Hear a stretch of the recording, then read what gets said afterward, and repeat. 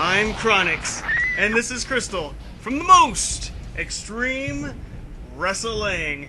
And this is your Raw review for March 19th, 2012 from a sold-out arena in Philadelphia.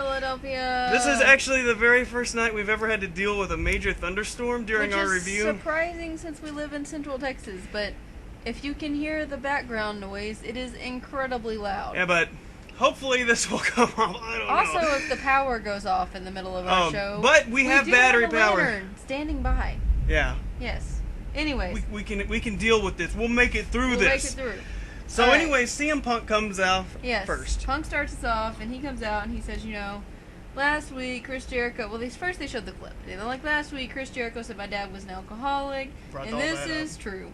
And he's like, and I don't have a problem telling you this, but hey, it's not Jericho's story to tell. And he was obviously rattled, storyline-wise. He looked, really emotional about what Chris Jericho had brought up about his father. Yes, and then for the very first time he has been like this. Yeah, and now he's like, I'm naked for the whole world to see me. I was like, please, I already have to see you with your shirt and no pants on. I know, like, that's enough.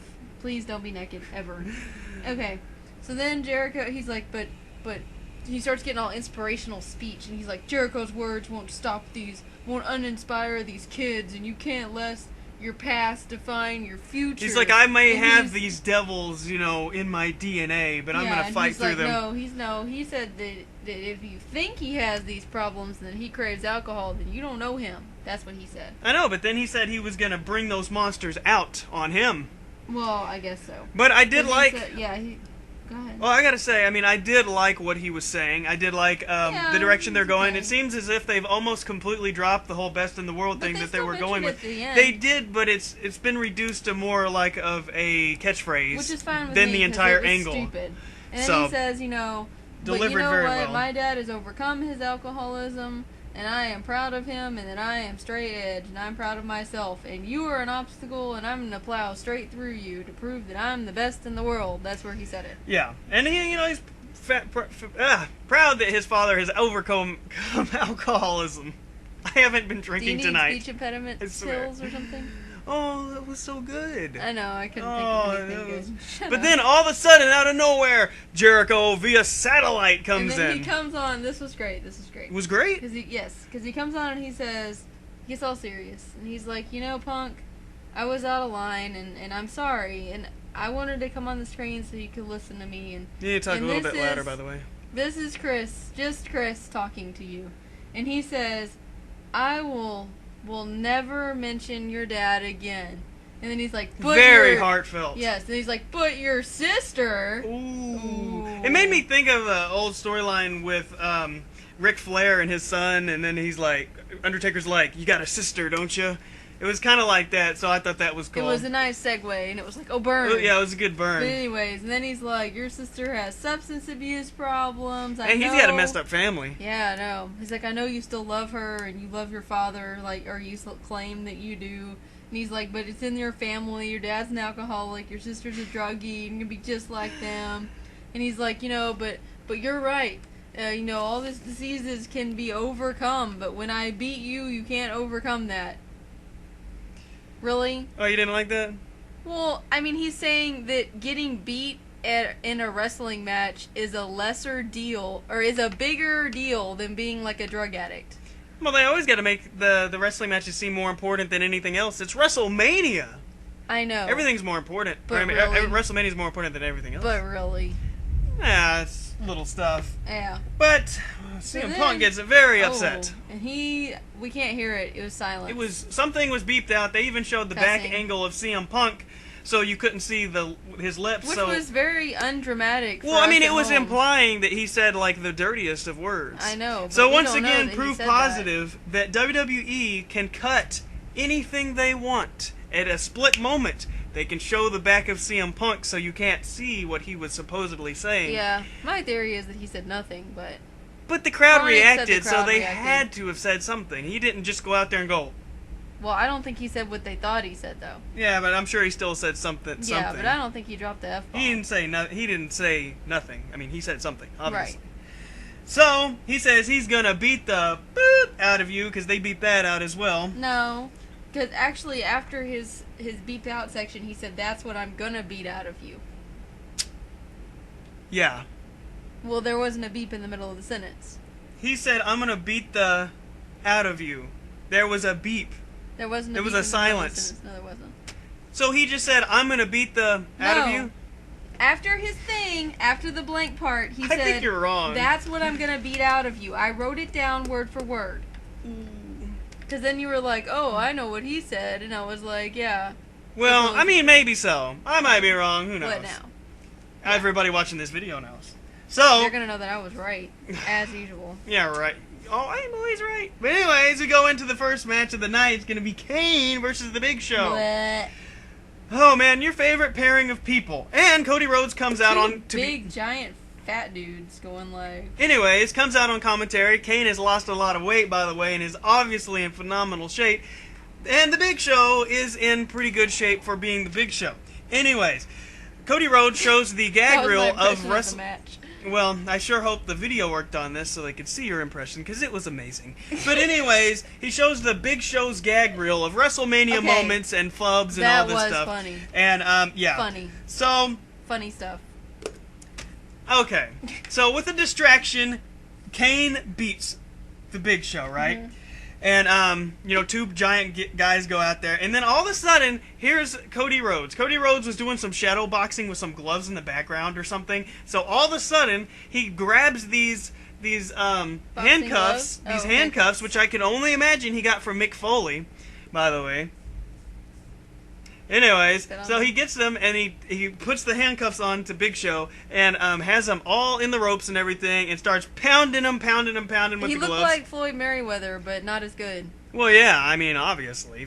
I mean, that's a real boxer, and you know. I know, but I was just saying it was like the same moment. Callback to that moment. Yeah, and but it was hilarious, him beating the crap out of him, and he could actually hit him because he had the gloves on, so it was even funnier. And look, you could have a good dramatic moment without beating somebody with the steel chair when somebody's hands are tied in. Oh my goodness, yes you can. Take that, Mick Foley.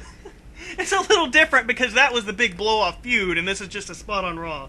But I liked it. It remains the same. I thought it was hilarious. That was a good spot. I liked watching Cody. You know, he's funny. And that, my friends, was the post-match beatdown. But it was not supposed to be funny, though. It was very dramatic. Big Show was hurt. He looked sad, and he couldn't even get up. That's true, because after the break, they were like, "Oh my gosh, the Big Show. He's really devastated." I was like, the 700-pound guy just had like 500.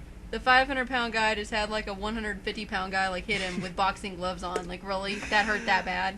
Well, I think it was effective. I mean, it was probably effective. Well, would you have rather him beat him with a chair? Definitely not. Exactly. I said I liked it. I was just saying they over-dramatized it at the end. Well, a little bit when they came back from break. Anyways, Otunga as the captain with John Laryngitis comes out to face the Captain of Santino with Teddy Long. I put John Laryngitis, but that is wrong. That is incorrect. I will mark that out. So, there's a pose-off. Santino looks like he has painted on abs. I'm not sure. He was watching a horrible stream, but I'm pretty quite sure that he does not have abs the way they were presented onto my television. Probably not. He readies the Cobra sock. He's gonna do the Cobra, but oh no. Santino, he gets distracted or something. Johnny's phone gets involved, gets thrown in there. I guess he grabs it and he smashes the phone, which looks like an old iPad. I don't think that was his phone because his phone's a BlackBerry, and that looked like a piece of foam or something. I don't know what that was. Pretty sure it wasn't his real phone. Probably it had to be kayfabe phone. But he, you know, as he's going in, here comes Otunga, and he wins off the distraction. And Teddy Long comes in there, and of course, with this feud, every time they get involved or there's some kind of screwed finish, they start brawling. Of course. Am I right? Yes. So, you are correct. For once. So, Otunga is holding back Johnny because Teddy Long got a cheap shot. I think he slapped him, might have punched him, but anyway, he's got a cheap shot on Johnny. Johnny didn't like this. He runs away. Otunga's holding him back. Same old stuff. We hear a vignette. We see a vignette. There's really no audio. Oh, yeah, there's a debut. Lord Tenuit? T-E-N-S-A-I, I think. Oh, which, you know how to spell it? Yeah. Okay. But anyways, this is supposedly... Tensai? Possibly... Who is this bald dude with tattoos everywhere? Possibly going to be Albert. or A-Train, or some random guy that you don't know because he was gone before you started watching. But yeah. Yeah, I have no There's idea been some... any of those guys that you just said were. Well, they were the same guy. But it was a shave your back guy. Anyways, Prince Albert. Shave your back? Yeah, he had a lot of hair on his back. But anyways, there's been a lot of rumors that somebody's going to be coming in for Johnny Ace and going to be his bodyguard. So possibly this is the guy. Maybe not. Maybe it's a swerve. Because WWE has been swerving everything around all the time. Anyways. Alright, so we saw Lord Tensai. Yeah. Whatever. Whoever that may be. He's bald. He's got tattoos. Okay. His name is Lord Tensai. We get it. Alright, so now we move to the pre-taped Rock promo where he is outside in the dark. And he starts talking about, this was a 12-year-old boy's dream. That was him. I'm going to go, and he went and beat Stone Cold. And then he beat everybody, and there's one guy left. And then, he went through his whole life story and his whole wrestling career, basically. Well, he was mentioning Hogan and Ultimate Warrior, Stone Cold, like all these big people from the past. And how he's gonna, have his big WrestleMania thing and everything. He's like, talks about onions and cheese. He's gonna roll it up and he's gonna stick it straight up. Yeah. Cena's candy. No, a cheesesteak. It's gonna be a cheesesteak. Oh yeah, because they're in and Philadelphia. Then he says, and everybody, the greats, will thank me. And he mentions somebody I'm not gonna mention. And then he goes, woo! And then he also does a Macho Man impression, which actually wasn't that good. But that was okay. It was a good promo overall, I thought. It was good. Bringing back all the big WrestleMania people. It was kind of funny to hear Ultimate Warrior and Hulk Hogan, and actually not just seeing them, because we always are hearing them. We always hear their name, but they actually show clips of him, which they normally don't do very much of. But with Ric Flair, which is funny, they didn't show Ric Flair, I don't think. But Ric Flair is going to be at the Hall of Fame. Woo! So I thought that was funny. Sorry. They didn't show him, but they showed Hogan. That is weird. But anyways, just facts. Alright, so then our next match is Captain Boring and the Battered Woman versus Zack Ryder. And, Zack Ryder, he has fully recovered from his broken back / herniated disc 100%, where he can be in the ring and have a week or two ago, he was on crutches. Man, a week or two ago, he was in a wheelchair. I know, he was in a wheelchair, he was on 2 crutches, 1 crutch, he was fully not recovered. hurt nearly as bad as they said. Well, duh, he wasn't hurt at all. You don't think he was hurt? I thought he was hurt a little bit. I don't think so. No? No. Okay. He got chokeslammed through the stage onto some crash mats. Yeah, but I know, but I just thought that he actually hurt himself at some point accidentally, but maybe not. Maybe like a little bump in a match, but what they're talking about, no way. Well, I know he didn't break his back. He'd be paralyzed forever. Well, not forever, but yeah, herniated disc, he'd be out for a long time. Yeah, but at first they did say herniated back, her broken back. But anyways. So. Okay, so he's back. He gets some good offense too, so he's looking great against the World Heavyweight Champion of the WWE. Captain Boring. Guy who just recovered in this big match from a herniated disc, looking great in a match. Unbelievable. You know why? Until he got a Lavelle lock and lost. Okay. Why? Well, the direction I thought you were going was that the World Heavyweight Champion was fighting this random guy. And I was going to say, you know why? It's because he doesn't deserve to be the World Heavyweight Champion, and he just needs to be a mid-carder because he sucks. Well, I should have followed my instincts and not was going to gloss over what you were going to say because I figured it was going to be ridiculous. I am going to erase that because that was uncalled for. Aww. He doesn't deserve to be champion? Well, okay. Maybe not right now. I would have saved him for later. Would have saved him for later. Yeah, when he got a bigger star. But he's done fine. He's a heel. Do you hate him? Yeah, but I hate him. Exactly. So he's a heel. There we go. I hated him when he was It's going to be Mark Henry versus Cena now. Now, Cena has been in some sort of car wreck. Yes. I do believe that this was probably a real car wreck, legitimate. Since it leaked out onto the internet, why not make it a storyline? Obviously, they have made it into a storyline. Genius. John Cena might get injured. He might be actually injured. Because in the people seem to get confused when they hear stuff on the internet and they're like, well, if they talk about it after it's been on TV, well, it must not be real or something. So people are speculating that this whole thing could be a work. Possible. But it's hard to, I don't know. It seems like with all the people involved and insurance companies and other people, It seems as if that would be kind of hard to stage, but maybe not. Maybe not. Not impossible.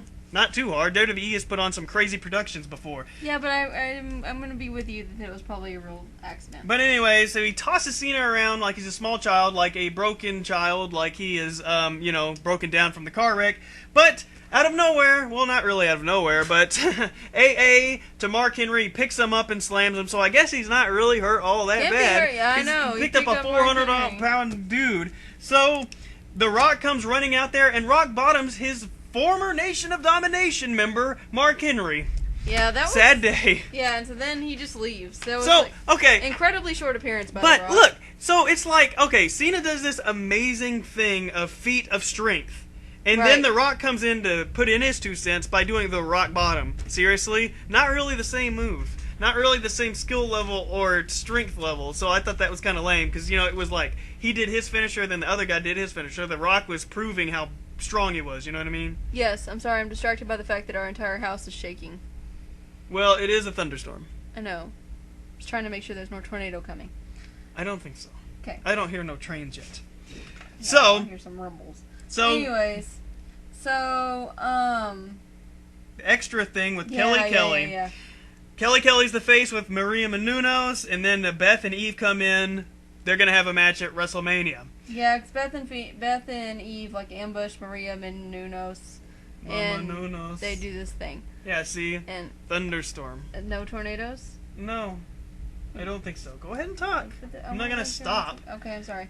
Anyway, so then they have There's a tornado watch in effect. Okay, I'm just making sure. But it's Texas. It's all the time. I know. I'm letting them know. Oh, okay. All right. Okay. So, The Miz comes out, he gives a promo, which Sheamus interrupts.